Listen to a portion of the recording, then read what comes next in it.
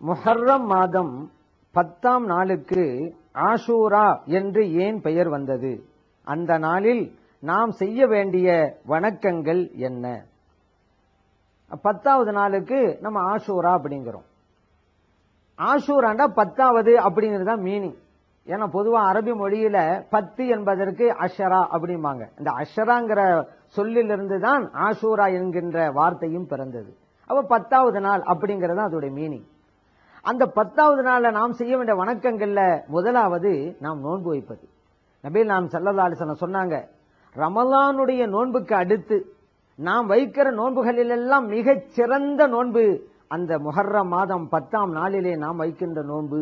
இந்த ஹதீஸ் முஸ்லிம்லேயே பதிவு செய்யப்பட்டிருக்கிறது. நபிகள் நாயகம் ஸல்லல்லாஹு அலைஹி வஸல்லம் மக்காவிலிருந்து மதீனா நகரம் வர்றாங்க.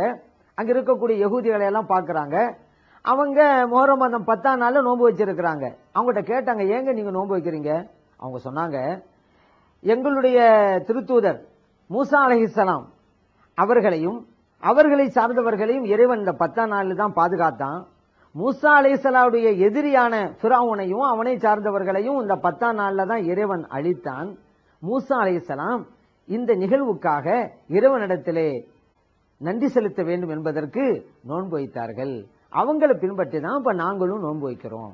இப்ப நபிகள் நாயகம் ஸல்லல்லாஹு அலைஹி வஸல்லம் சொன்னாங்க, மூசா அலைஹிஸ்ஸலாத்தை பின்பற்றி நீங்க நோன்பு வைக்கிறோம் என்று நீங்க சொன்னால், உண்மையிலேயே நஹனு அஹக்கு அவுலா பி மூசா அலைஹிஸ்ஸலாம் மின்கும், உங்களை விட மூசா அலைஹிஸ்ஸலாம் அவர்கள் விஷயத்தில் மிகவும் அருகதை உள்ளவர்கள் நாங்கள் தான் என்று சொல்லி 10ஆம் நாள்ல நோன்பு வைத்தாங்க. நபிகள் நாயகம் ஸல்லல்லாஹு அலைஹி வஸல்லம் அவர்கள் அருமை தோழர்களை எல்லாம் அழைத்து நீங்கள் நோன்பு வையுங்கள் என்றார்கள்.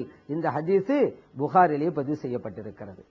அப்ப நன்றிக்காக நோன்பு வைக்கிறார்கள், அதை பின்பற்றி நாமும் வைக்கிறோம். இப்ப நபிகள் நாயகம் ஸல்லல்லாஹு அலைஹி வஸல்லம் அவர்கள் ரமலானுடைய நோன்பு கடமையாக்கப்படுவதற்கு முன்னால இதை எல்லோரும் வையுங்கள் என்று வலியுறுத்தினார்கள். ஆனா ரமலானுடைய நோன்பு கடமையாக்கப்பட்டதுக்கு பின்னால வலியுறுத்தல.